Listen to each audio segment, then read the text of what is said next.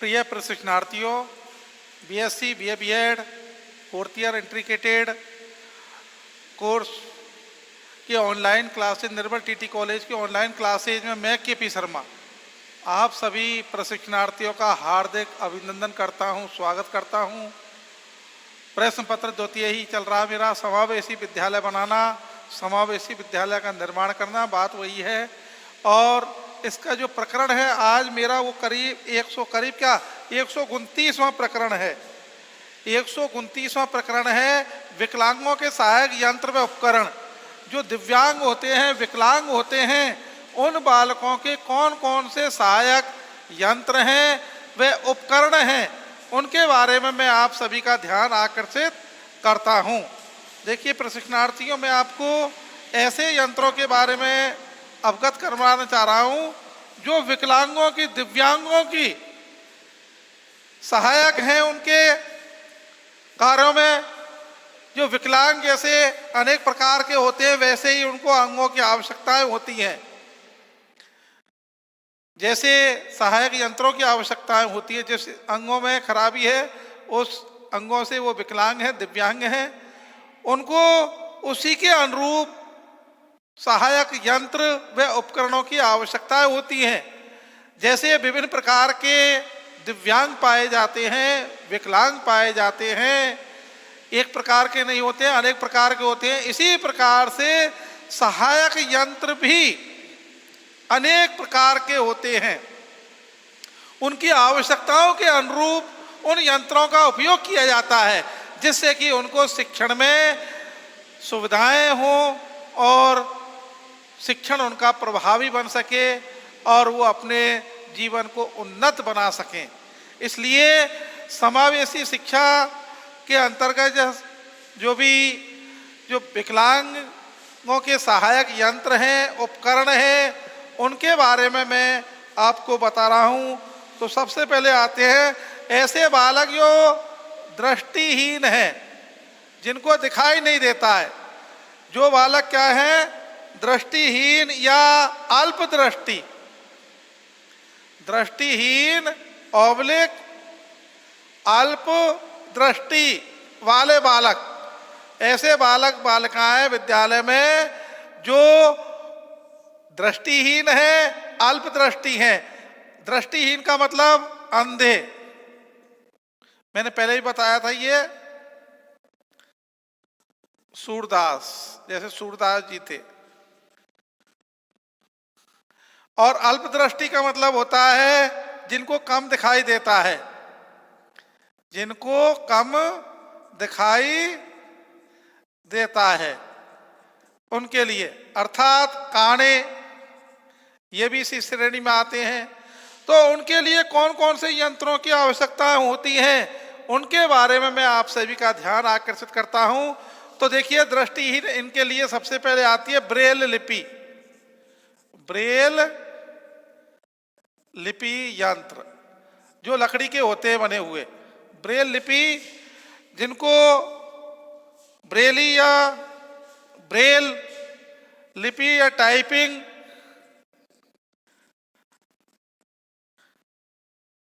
ये लकड़ी के बने हुए थे, लकड़ी या प्लास्टिक।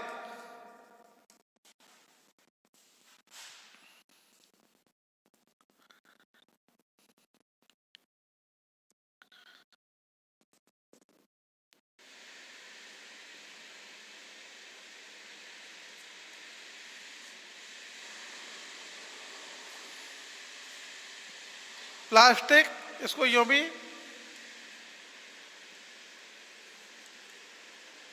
बात वही है, प्लास्टिक के बने होते हैं ये यंत्र। ब्रेल लिपि, जिनको अपन कहते हैं ब्रेल लिपि टाइपिंग या प्लास्टिक, जिसको दृष्टिहीन, उनके लिए ये कार्य आते हैं। इसमें टाइपराइटर है, स्क्रीन रीडिंग है, इसी के अंतर्गत चलता है। ये ब्रेल लिपि है, स्क्रीन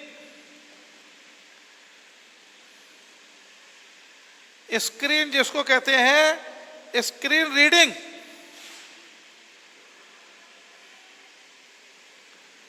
स्क्रीन रीडिंग है, ये भी इसी के अंतर्गत आता है साहब। स्क्रीन रीडिंग है सॉफ्टवेयर वाला लैपटॉप,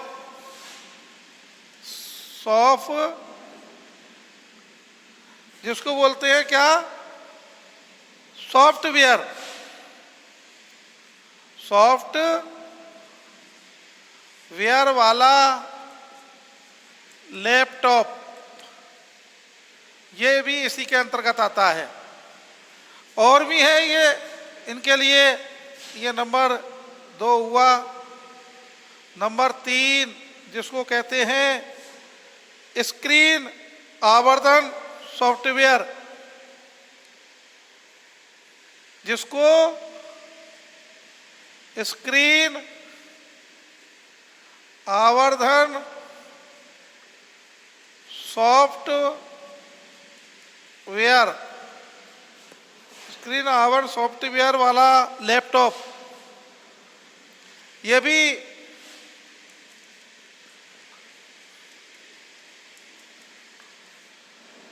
भी इसी के अंतर्गत आता है। स्क्रीन आवर्धक रीडिंग वाला और भी है जिसको कहते हैं मोबाइल फोन सुलभता वाला सॉफ्टवेयर, मोबाइल फोन सुलभता वाला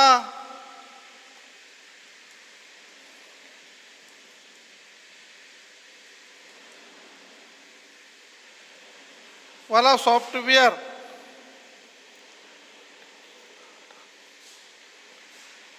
एक बोलते हैं डेजी रिकॉर्डर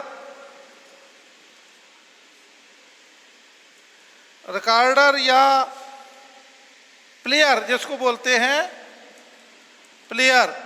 ये उन्हीं के लिए केवल आवाज़ आती रहती है, दिखाई इनमें नहीं देता है। तो ये केवल उनके लिए है जो अल्पदृष्टि या दृष्टिहीन हैं, उनके लिए हैं ये। इसके बाद में आता है जिसको बोलते हैं नंबर 2 श्रवण बाधित।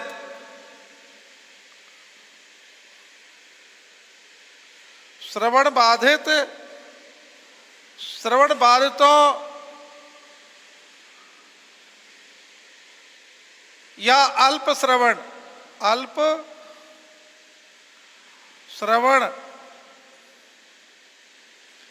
बाधित। एक तो श्रवण बाधित हैं जो बहरे हैं, और एक कम बहरे, कम सुनने वाले।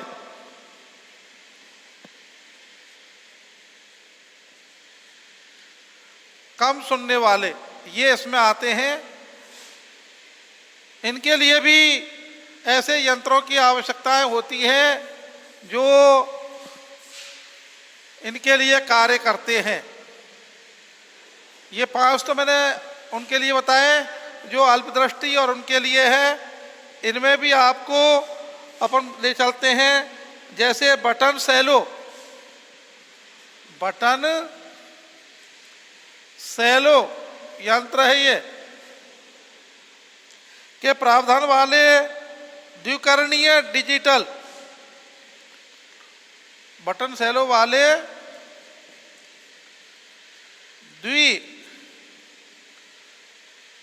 द्विकरणीय सैलो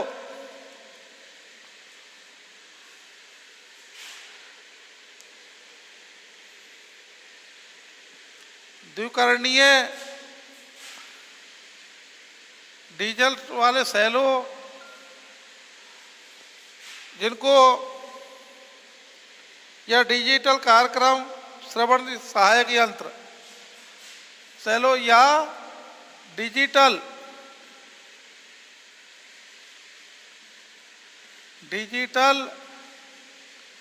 कार्यक्रमों वाले यंत्र, ये इसी के अंतर्गत आते हैं साहब। इसके बाद में नंबर 2 आता है जिसको कहा गया है SMS सिम कार्ड वाले सेल फोन,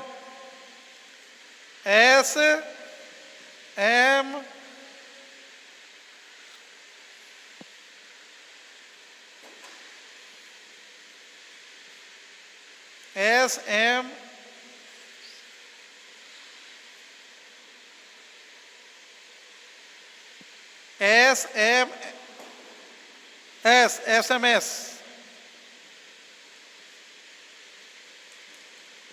वाले सिम कार्ड, SMS वाले सिम कार्ड,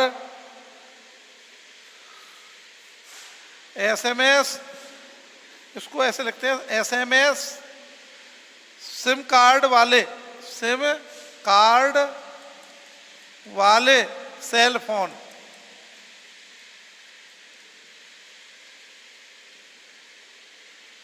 केवल SMS होता है, इसमें SMS डाल देते हैं।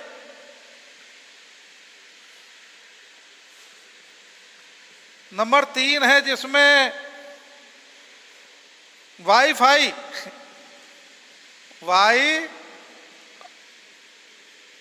वाले,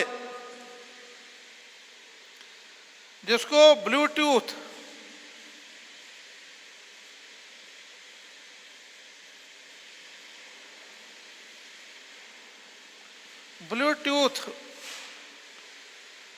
सुविधा वाले लैपटॉप,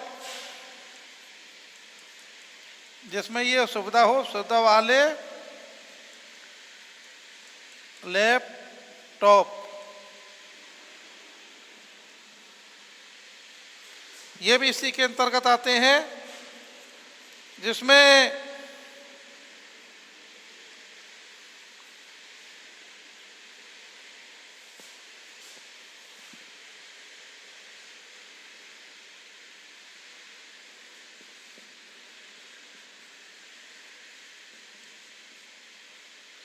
समुदाय वाले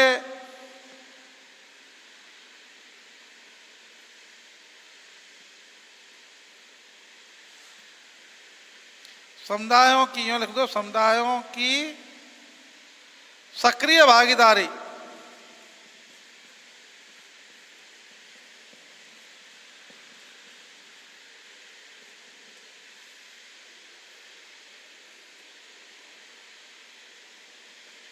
समुदायों की सक्रिय भागीदारी, ये भी इसी के ही अंतर्गत आते हैं सब। इसमें भी सभी प्रकार के वो पाए जाते हैं। तो देखिए प्रशिक्षणार्थियों, मैं आपको विकलांगों के सहायक यंत्र उपकरण, मैंने पहले इसको विस्तार से बताया, अब शॉर्ट में इसको बता रहा हूँ कि दृष्टिहीन वाले, अल्प दृष्टि वाले, जिनको ब्रेल लिपि, टाइपिंग, लकड़ी या प्लास्टिक के होते हैं, स्क्रीन रीडिंग सॉफ्टवेयर वाला लैपटॉप, स्क्रीन आवर्धक सॉफ्टवेयर वाला लैपटॉप और मोबाइल फोन सुलभता वाला सॉफ्टबॉल। ये इसके बाद में भी देखिए, मोबाइल फोन सुलभता वाला सॉफ्टवेयर और डेजी रिकॉर्डिंग या प्लेयर, ये केवल जो अल्प दृष्टि है या दृष्टि बाधित जो बालक बालिकाएं हैं, उन्हीं के लिए ही ये बहुत आवश्यक है, सबके लिए नहीं है। ये केवल इन्हीं के लिए है। उसमें जो ब्रेल लिपि है, टाइपिंग लकड़ी या प्लास्टिक की बनी होते हैं, जो अंधे और कम दृष्टि वाले उनको दिखाई देता है और वो उनको सुनते रहते हैं, इनके लिए ये आवश्यक उपकरण है। उन्हीं के लिए ये क्या है, एक आवश्यक ही उपकरण है उनके लिए। उसके बाद में जो स्क्रीन रीडिंग सॉफ्टवेयर वाला लैपटॉप या स्क्रीन आवर्धक सॉफ्टवेयर वाला लैपटॉप या मोबाइल फोन सुलभता वाला सॉफ्टवेयर, ये होते हैं, इनसे क्या है, केवल वो अंधे होते हैं, वो केवल सुन सकते हैं और देख सकते हैं, जिनकी स्क्रीन बड़ी होती है और दिखाई देती है दूर से भी ये उनके लिए है। तो इसमें ऐसे यंत्रों की जो आवश्यकताएं होती हैं, उसमें दृष्टि संबंधी, श्रवण संबंधी अब अस्थि संबंधी तीसरा आता है, अस्थि संबंधी। अब अस्थि संबंधी में तो यही है, जैसे ट्राईसाइकिल,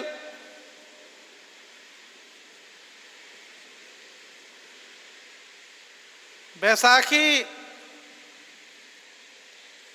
व्हील चेयर,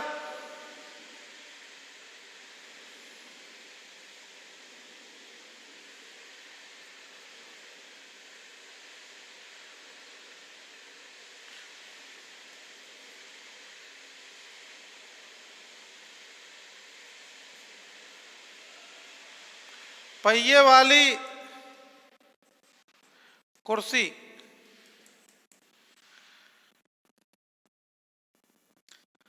ये अस्थि संबंधी जिनके हाथ पैर वैसे हैं उनके लिए बेल्ट, सीट बेल्ट,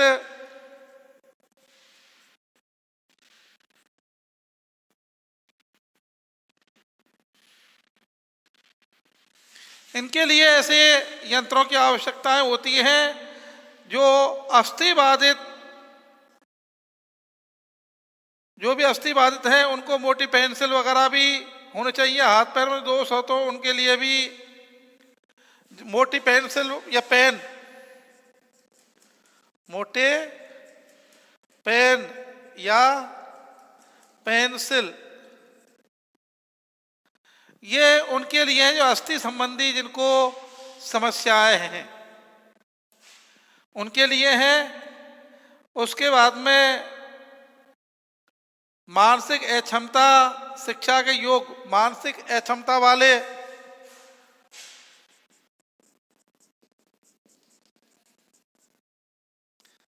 अक्षमता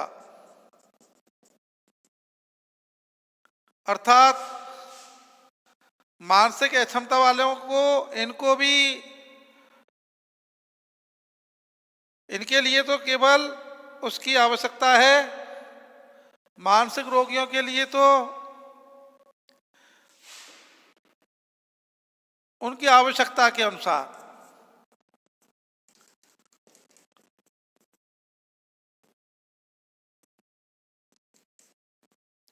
जैसे मनोरोगी हैं उनको आकर्षक,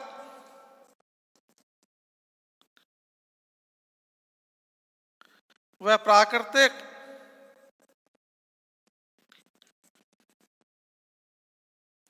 प्राकृतिक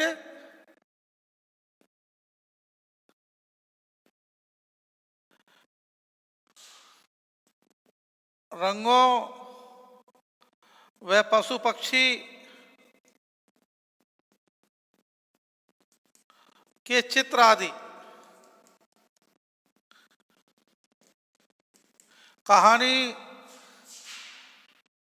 कहानी वगैरह भी, ये भी इसमें चल सकती हैं। अधिगम असमर्थ बालक, अधिगम असमर्थ बालक, ये भी इसी श्रेणी में ही आते हैं। इनके लिए आकर्षक कहानी वाली,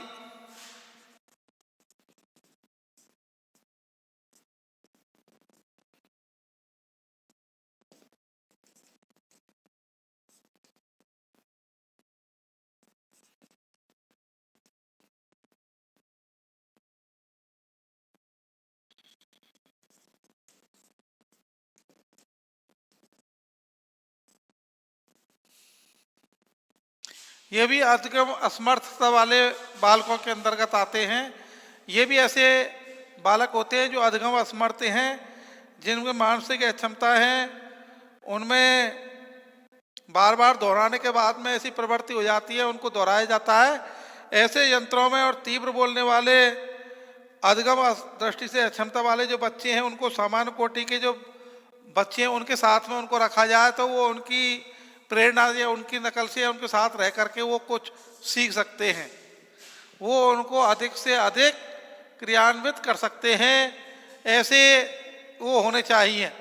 तो विकलांगों के सहायक यंत्र या उपकरणों में मैं आपको ऐसे भी, तो सबसे पहले आता है श्रवण संबंधी अक्षमता वाले या दृष्टि संबंधी अक्षमता वाले, अस्थि संबंधी क्षमता वाले, मानसिक अक्षमता वाले, अधिगम असमर्थता वाले।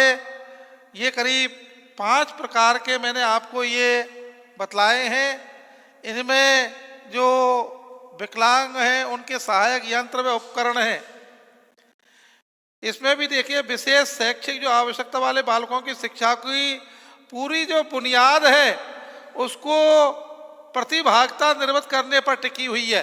प्रतिभागिता उन पर निर्भर करने पर, प्रतिभागी हों वो, आए विद्यालय नियमित रूप से और उपस्थिति आवश्यक रूप से हो उनकी, ऐसे बालकों के लिए ये बहुत ही आवश्यक है।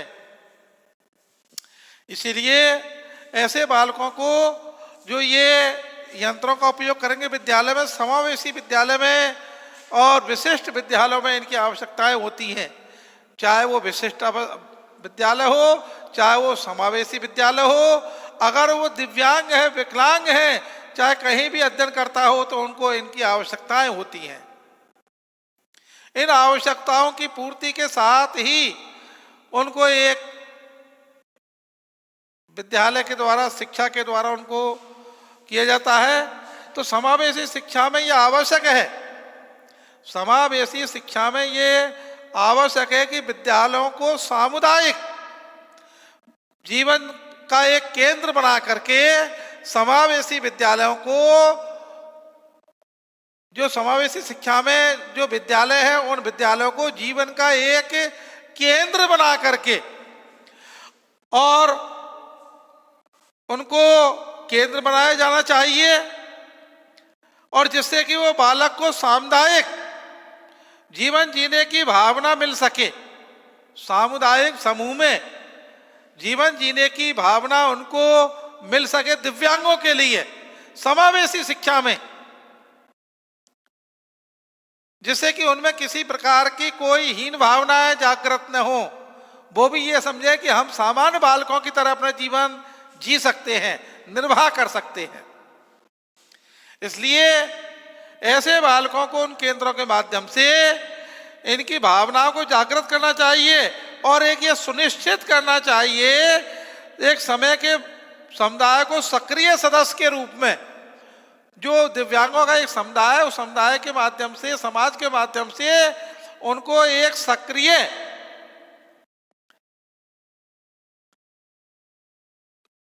सदस्य के रूप में अपनी भूमिका का निर्वाह करना चाहिए। उस सदस्य के रूप में एक किसका निर्वाह करना चाहिए? एक भूमिका का। और इस उद्देश्य की प्राप्ति के लिए समावेशी जो शिक्षा के माध्यम से जो दिव्यांग और विकलांगों के लिए जो शिक्षा का उद्देश्य है, उस उद्देश्य की प्राप्ति के लिए समय समय पर विद्यालय में सांस्कृतिक कार्यक्रम, अब सांस्कृतिक कार्यक्रम कौन से? जैसे वाद विवाद, खेलकूद, देशांतन जैसे मनोरंजन के कार्यक्रम भी विद्यालयों में संचालित किए जाने चाहिए, जिससे कि बालक कक्षा तक ही सीमित न रहे। ऐसे बालकों के लिए भी मनोरंजन के कार्यक्रम विद्यालयों के माध्यम से होने चाहिए, जिससे कि बालक विद्यालय के प्रति अपना आकर्षण बनाए रखे और अपना चहुमुखी विकास कर सके। जैसे एक सामान्य विद्यार्थी जो करता है, सामान्य बालक विद्यालय में अध्ययन करता है, वैसे ही जो दिव्यांग हैं, जो विशिष्ट बालक हैं, वो भी अपना विकास कर सकें चहुमुखी। इसके लिए भी ये आवश्यक है।